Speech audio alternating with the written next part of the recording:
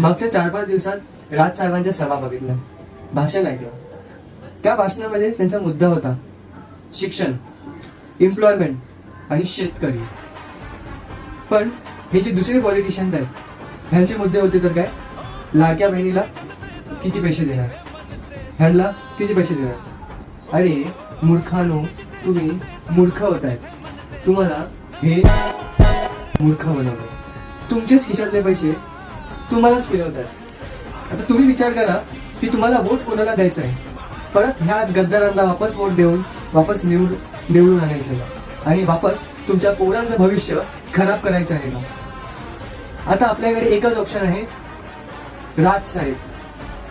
म्हणून राज साहेबांना फटाफट वोट द्यायचं. तुम्हाला 20 तारखेला वोट आहे आणि आपल्या पोरांचं, युथचं भविष्य सेफ करायचं. जय महाराष्ट्र, जय भीम, जय शिवराय.